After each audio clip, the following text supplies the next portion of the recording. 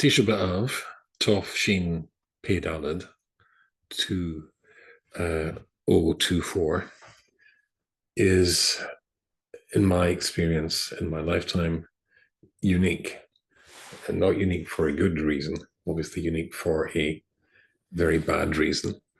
At this moment, the predictions are, and the threat has been made, that Iran and its proxies, Rahman al-Islam, are going to attack Eretz Yisrael Dafka on Tisha B'Av, because they know what Tisha B'Av is. And they hope that, as it were, the courage of the Jewish people, the determination of the Jewish people, will be eroded by the memory of the time when the first Beis Hamikdash was destroyed and the second Beis Hamikdash was destroyed, and when the Jews were kicked out of the first European country to expel them, which was England, and then Spain, and then Portugal, all in Tisha B'Av. The day of doom and the day of the lack of mazel for Klal Yisrael. That's this Tisha B'Av. There's an interesting concept, and the concept is, it's stated in the Gemara, and it says simply that Hashem had rachmonas, pity on us human beings, that when we are in pain because we've lost somebody, then inevitably, over time, that pain diminishes. And then, of course, when Yaakov loses Yosef, then even though time elapses and the pain of the loss of his son should have been diminished, it wasn't. And the reason was quite simple. His son wasn't dead because Yosef wasn't dead. So the normal mechanisms that Hashem created in the world in order to make healing take place, to allow it to take place, could not take place. Yosef was still alive. And as Rav Chaim Friedlander, Zecher Tzadik Livracha, says, if it's the case that over 2,000 years later, we are still in pain over the Beis Hamikdash, there's an aspect of the Beis Hamikdash that hasn't actually died. And it's certainly not died in the hearts of the Jewish people.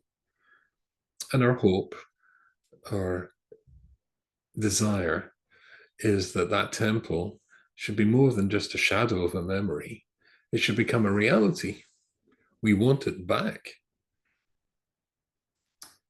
I saw one of my old Talmidim, as so many have, had made Aliyah recently.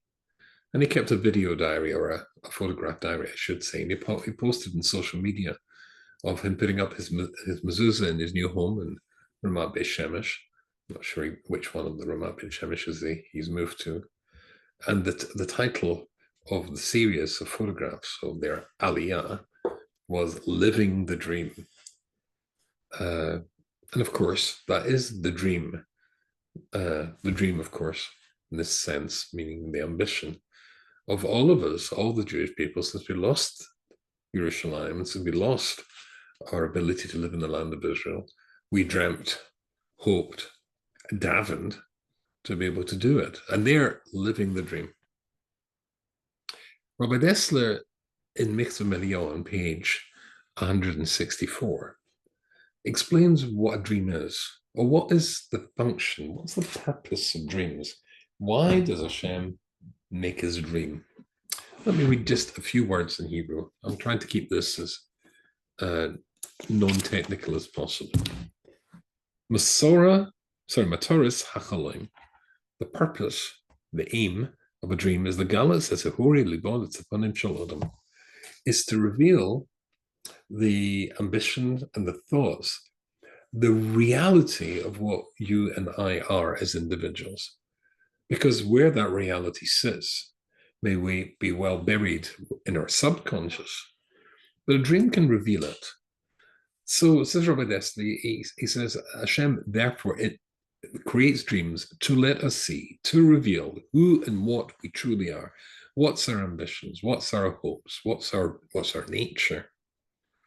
And therefore, he says there are three kinds of dream. Dream number one can be a revelation about something negative within ourselves, which, as it were, the dream is going to reveal to us. And I've talked about this before, but I mean, everybody knows it's very, very hard to accept criticism. But if it's in the form of a dream, then it's a hint without being quite so stark and confrontational as it would be if somebody actually pointed out what flaws we have, which inevitably, or almost inevitably for most people, causes a reaction of, oh, you're telling me what's wrong with me? Oh, let me tell you what's wrong with you. You have to coax people sometimes to confront that there's something negative there that has to be dealt with. And there's another, so therefore it's who you really are.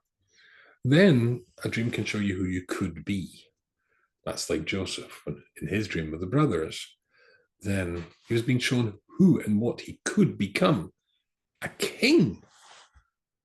So dreams can be there to reveal potential greatness that lies within you or I or us that we simply weren't aware of its existence. The dream is saying, no, you could be somebody great, something to dream about. And the third thing is that it can be a glimpse of what can happen in the future. That means that this particular Tisha B'Av, the Tisha B'Av Tovshin Pei Daled, 2024, that this dream, that dream, all the factors that a dream can come to reveal, this is a three-factor dream, living the dream. Because we are back in Eretz Yisrael, that's really quite nice. But being back in Eretz Yisrael, have we justified being back in Eretz Yisrael? Are we justified in claiming Eretz Yisrael, Yerushalayim as our capital? Or are there negative aspects that might, God forbid, allow it to slip through our fingers? Or is there greatness within ourselves that instead of a threat, that we could dream, living the dream is to be in Eretz Yisrael and realize greatness within ourselves, maybe greatness we've never, ever tapped into before, both individually and as a people. And what could happen in the future, the other aspect to a dream, to show us a potential future. And indeed, as Rashi points out in the Chumash is telling the story of the dreams of Yosef and the dreams of Paro, that whole part of the Torah is talking about dreams. Then, and we'll talk about that a little bit more in a second, a dream can be a 60th of prophecy. What's coming next? And is Iran, as so many people seem to anticipate and expect, and the Hezbollah puppets, or I saw it recently, Iran's willing to fight Israel to the last drop of Arab blood. Is that going to be the future? So this Tisha B'Av is really quite unique. Robert Dessler, when he's discussing dreams, and you'll find this, as I said, in Chelik Daled in page not 164, but in page 167, he says a very, very intriguing story, quoting the Gemara. You'll find that the Talmud, when it discusses dreams, there's a whole section talking about dreams. It's round about in Brochas, page in Ein, involved in Zion. And there's a story there about Abaye and Rava, two great rabbis of the Talmud. And they had a very, very unique experience.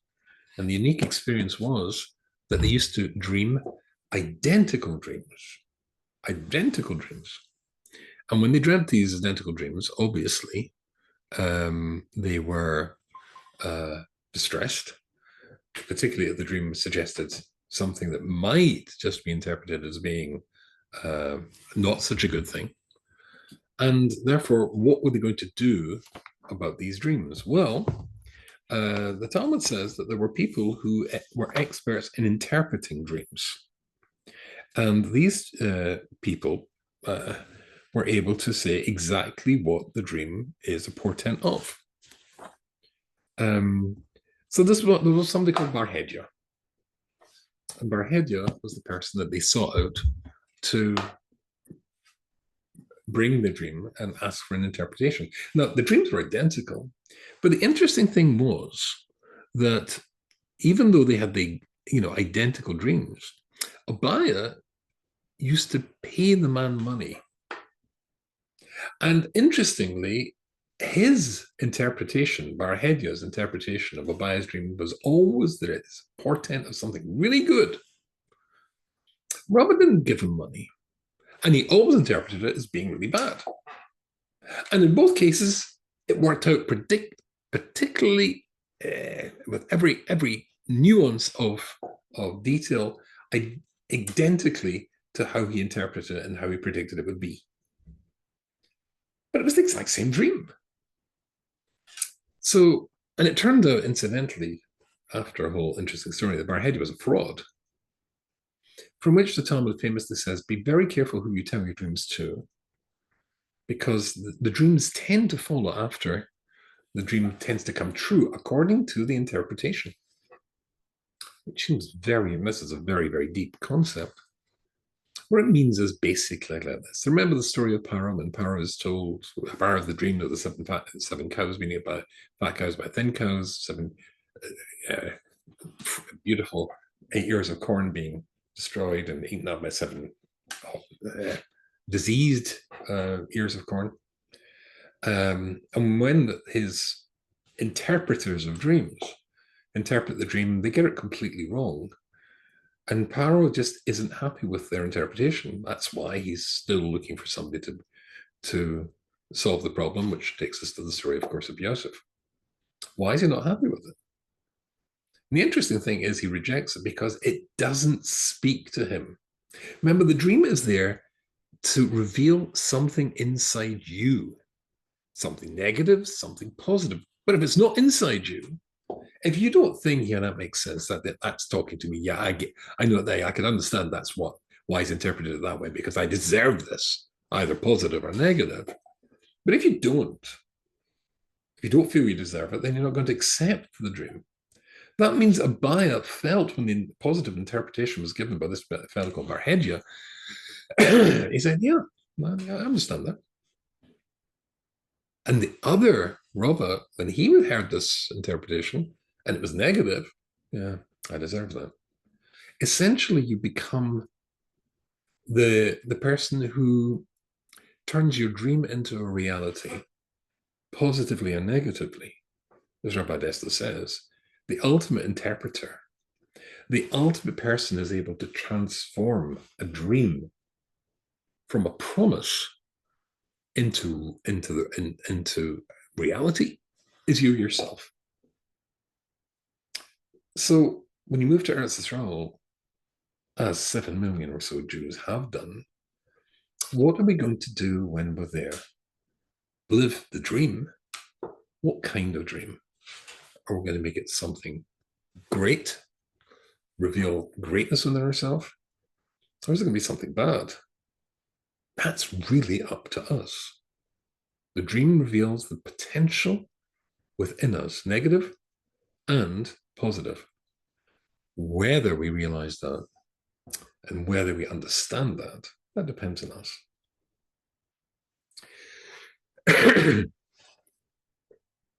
I saw today a speech that was given by the President of the State of Israel, President Herzog, to a rally that was being held in Tel Aviv about the hostages kept by Hamas. And he addressed the fact that a year ago in the exact same place in Tel Aviv, the Jewish people were literally tearing themselves into pieces.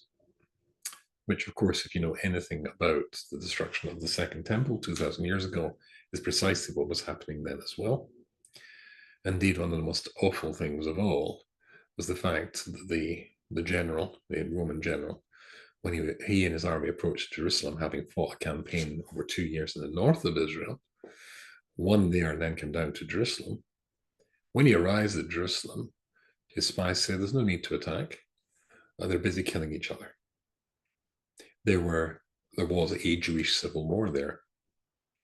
And said President Herzog, that's where we were a year ago, and some people are trying to rekindle the coals of that civil war yet again.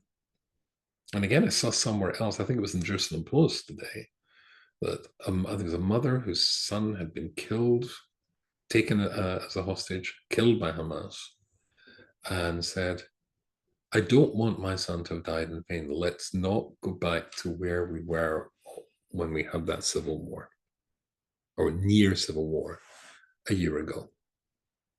Don't turn the dream into a nightmare.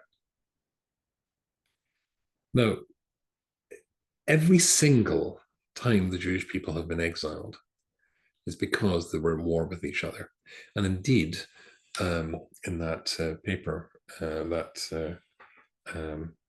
think it was an Eretz Sheva, I saw it, about the speech of President Herzog, he pointed out that letters that were found by from in Hamas, and indeed the Iranians themselves have said that they anticipated that civil war would give them an easy victory over the Jewish people. It encouraged the October the 7th attack to take place when it took place. They thought this is going to be it. Instead, Baruch Hashem, I'm not exactly sure what President Herzog is referring to, but instead there was a tremendous going to the other side of unity of the Jewish people, the exact opposite of what was going on before. But every exile and every defeat of the Jewish people is predicated on the Jewish people, first of all, engaging in a civil war. So the first exile, Joseph and the brothers hating each other for, of course, no real reason. That's Sinus Kingdom. At the time of the destruction of the first temple, then we know that the Talmud says there was 3 reasons that the Jewish people, or 3 things the Jewish people were doing wrong, that lost us the first temple and caused the first exile, with slaughter and torture and rape and all the rest. Only October the 7th is a huge scale because the Babylonians weren't very nice. People literally skinned alive. That was because of Shifkas Damim, Jews murdering other Jews, about the Zorah, idolatry, and Gilei Arayos and sexual immorality. But the Aruch HaShulchan, in his Haggadah, the Leil Shemurim, it's called Leil Shemurim Haggadah, points out that the Talmud also says, but there was Sinus Kingdom there as well. That was the rabbis had contempt and hatred for each other, jealousy, professional jealousy, whatever it was. That existed there too. So again, Sinus Kingdom. And it goes without saying that the exile that we're in now, as the Talmud makes quite clear, that was because of Sinus Kingdom, Jew hating each other, as Vespasian, the Roman general, said. There's a shocking story I was once told by the father of one of my university students, sadly now passed away. He was in the British Army, Jewish fellow in the British Army. After the war, he was told a nearby concentration camp, and he went there to see with his own eyes the horrors of, I'm not sure which concentration camp it was. And some of the survivors, this was weeks after they'd been liberated, so there was some recovery, physical recovery. So when he explained in his British Army uniform to them it was actually a Jew, and I think if I remember right, he could speak Yiddish. They asked him where his family was from. So wherever it was from, it's Poland, Romania, it doesn't matter, someplace. Oh, you're one of us. They were Poles or Romanian Jews, whatever. And then warn them about, keep away from those Jews over there. They are Hungarians or Czechs. It's astonishing to conceive that after the Holocaust, days after a liberation of a concentration camp, there's still a hatred of Jews for other Jews. This 2,000-year-old hatred, but this constant disease that's affected the Jewish people, or we allow us to affect the Jewish people, is still alive. And just a year ago in Tel Aviv, day after day, week after week, nearly 1 million people split from another group. And I'm not going into the politics of this here. I'm just saying that's where we were.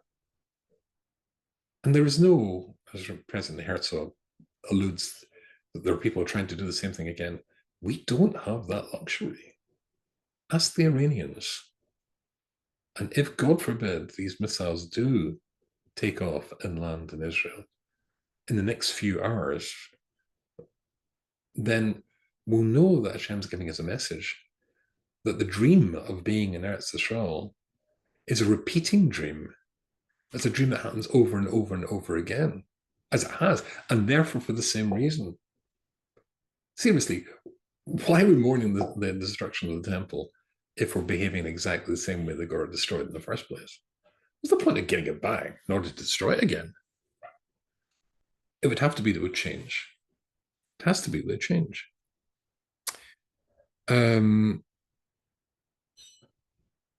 Rashi famously says, when he contrasts and compares the behavior of the generation of the flood to the generation of the Tower of Babel. And there, if I remember, it's chapter 11 and it's verse 9, or thereabouts. My note down here, chapter 11 is verse 9. Okay, so it says, Rashi says there, right, it's talking about the scattering of the people. This is the bit of the Chumash which is talking about the Tower of Babel. Misham Hafitzim, and from there they were scattered. One, as the Talmud in Sanhedrin says, it tells you they were scattered and they got no place in heaven. Non-Jewish people behave well, get into heaven as well, just like we do. And then Rashi asks a rhetorical question. And what was what was worse? Dor Hamabel, the sin, the offense against God of the Dor Hamabel, of the generation of the flood, or Dor Havloga, or the generation that were scattered, the Torah Babel.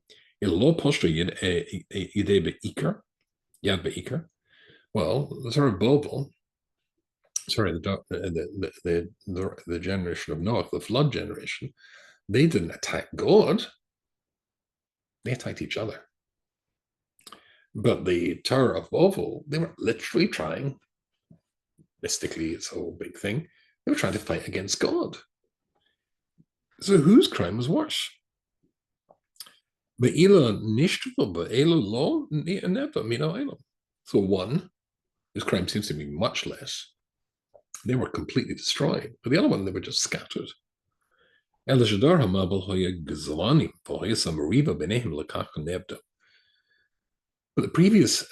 generation of the flood, the first of these two, then that was, they hated each other, they stole from each other, they mugged each other. And the generation of the Torah of Babel, indeed, who wanted to challenge and destroy, as it were, God, then they still had friendship and they still had unity. And then he says, they were unified. Which teaches you much God detests machlokas and split and factionalization. That's a nightmare as far as he's concerned. That's not a dream. That's what gets us to lose the land of Israel. Rochaim Friedlander says, or Rabbi, I should tell you another Rabbi Dessler. Rabbi Dessler, also in volume 4 of Mitzvah on page 218, quotes his great teacher, Rav Simcha Zissel of the Yeshiva of Kelm. And Rav Simcha Zissel says that if you've learned Torah, if you listen to a shiur, you've got to say to yourself afterwards, how did I think? How did I view the world before I heard this shiur? How did I view the world after I heard this shiur? If it's the same, you didn't hear a shiur. If you listened to Torah, learned Torah, and you're the exact same before and after, you learned nothing. We're talking big stuff here. We're talking about living the dream we've wanted to have come true for 2,000 years. Can we turn it into a greater dream, a more wonderful dream, or God forbid, a nightmare? It's in our hands. do the words that we've been learning tonight, not mine, do the words that we've been learning tonight touch your heart and say, no, that's right, the Torah's right there. We must have achdut. If the mother of a child, of a man who was killed by Hamas is saying, no, I want peace, I want unity. As the President of the State of Israel saying that, anybody with half a brain cell can see that. And that gives us at least a starting point to make sure the dream really is something we can live and live there. So let's finish, because I wanted to make this a nice short share. Again with Rabbi Chaim Friedlander, and this is in volume 1 of his wonderful Sefer Sitzi Chaim. I'll read this a little bit in Hebrew just to hear the beauty of our language, saying a beautiful idea. Shenine ba'avot. It says in Pirkei Avot, in Aleph Yud-Dalet, chapter 1, Mishnah 14. Hillel Omer, the famous Hillel, said, Eim ein ani li mili. If I'm not for myself, who will be for me? V'shani la'atzmi mani. And if I am for myself, then what am I? V'im lo achshav emasai. And if we don't do something now, when are we going to do it? Listen to this. He quotes Rabbeinu Yoina in his famous Shari Tshuva. If an individual hears words that are inspirational, that touch him, that speak to the soul, that touch his heart, then that's great. But if he doesn't react to that, then you can hear the most beautiful shiur in the world. You can hear the most erudite teacher in the world, a wonderful rebbetzin, a wonderful rabbi, whoever it is, inspirational words. But if you don't let it touch your soul, because don't think that any change in our behavior is going to come from outside you. It's got to come from inside you. It goes very nicely what we said before, Rumsim Kazissel. If you hear something, and you're the same before, then you didn't hear it, or you didn't let yourself hear it. It's got to change you, and that means, say, you've got to change yourself. Take these words, take the inspiration, take the message, if it speaks to you, and act on it straight away. Because inspirational words that you hear from somebody else, that's only the catalyst, that's only the light bulb moment. And after